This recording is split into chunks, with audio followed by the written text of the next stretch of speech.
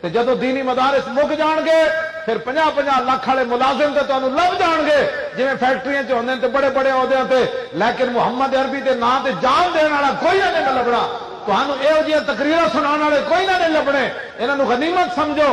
اور کفر پورا اس ویلے پاکستان ہوتے انہیں پورا جناب کیمرہ لایا کہ پاکستان دے اندر تبدیلی لیاؤ، پاکستان دے اندر دینی مدارس ختم کر دیو، مسجدوں تو سپیکر لا دیو، خطبے انہوں نے لکھ کے دے دیو۔ نہ پاکستان انہاں کموں واسطے نہیں بنیا، انشاءاللہ تا صبح قیامت قائم بھی رہنا ہے اور حضور دا دین ہی اتنے تخت ہوتے رہنا ہے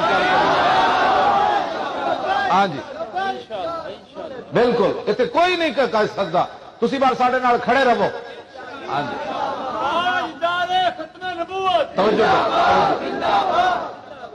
اور اعلیٰ حضرت بریلوی چونکہ رضوی بڑے ڈاڈے پیر صاحب تے وہ رہ گیا تو میں پھر گل ہوں مکان لگا جی ہاں، اور میں تو کتا پاک رسول اللہ کا نہیں توجہ جی میں اس نام دنیا آخرت سے پکارا جائے تو میرے تو وڈا اعزاز کوئی نہیں۔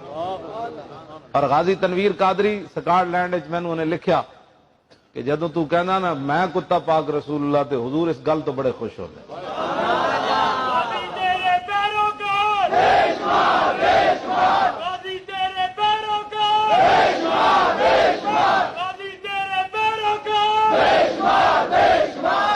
حضور دی عزت واسطے امیر حمزہ دے دونوں ہاتھاں تلوار سن میدان احد والے۔ آپ ایک عجیب بات ہے، بندہ ایک ہاتھ نہ ہی لڑ سکتا، ایک ہاتھ تلوار نہیں کرے دوسری اپنے نو لگ جائے۔ امیر حمزہ دونوں ہاتھ تلوار نہ لڑتے سن، ان کے آگے وہ حمزہ کی جاں بازیاں، شیر غران سطوت پہ لاکھوں سر۔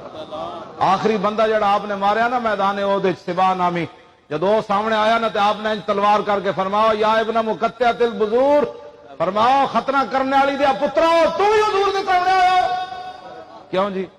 یعنی ملک خادم بڑی سخت گل کرنا، اس تو بڑی کوئی سخت گل ہے؟ ختنہ کرنے والی دیا پترا تو بھی حضور کے سامنے آیا، اینج گل ہوندی؟ آپ نے وہ اڑا کے رکھ دیتا، پھر بہرحال حضور نے آخری دم تک